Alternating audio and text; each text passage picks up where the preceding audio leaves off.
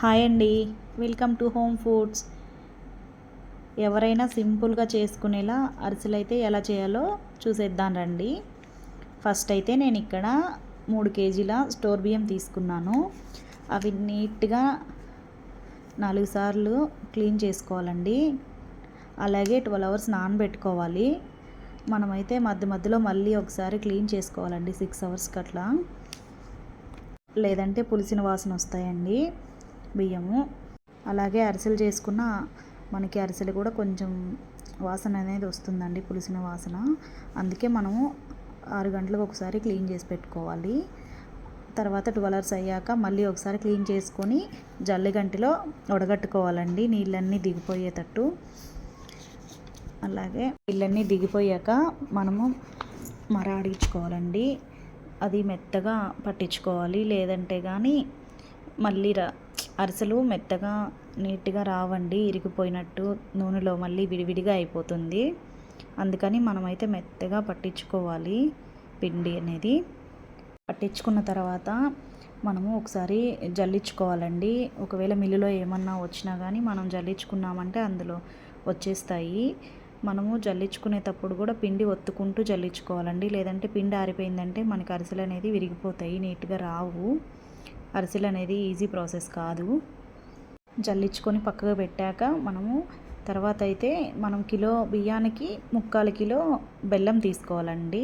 నేను అలా తీసుకున్నాను. ఇంకా మీరే చూడండి 4 కిలోలకి ఎంత పడుతుందో బెల్లము. నేనైతే ఇక్కడ కిలోకి 3/4 కిలో తీసుకున్నాను.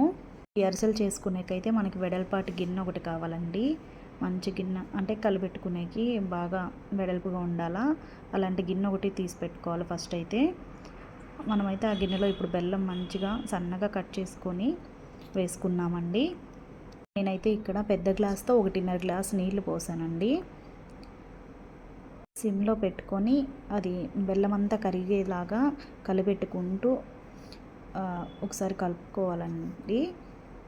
కరిగాక ఒకసారి వడగట్టుకోవాలి మళ్ళీ ఇవి కూడా, లేదంటే బెల్లంలో ఏమైనా నలకలు ఉంటే మళ్ళీ అరిసెల్లో వస్తాయి కదా, బాగుండదు. పెట్టుకున్నాక మళ్ళీ అదే గిన్నె స్టవ్ వెలిగించుకొని పెట్టుకొని అదే గిన్నెలో బెల్లం కరిగిపెట్టుకున్నదంతా వేసుకోవాలండి.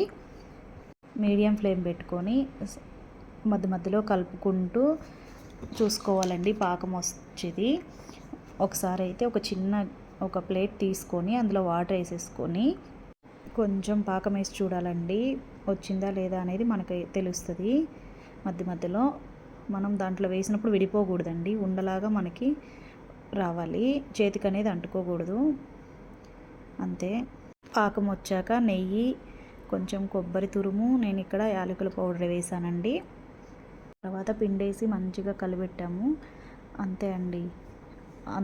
పిండి కూడా మనము చేతికి అంటుకోకుండా ఉండేలాగా కొంచెం కొంచెంగా చూసి కలుపుకోవాలండి. పిండి ముద్ద చేస్తే మనకు చేతికి అంటుకోకూడదండి. అంతే అండి, ఒక్కొక్కటి చేసుకొని వేసుకోవడమేనండి. అంతే, ఎంతో ఈజీగా చేసుకోవచ్చు.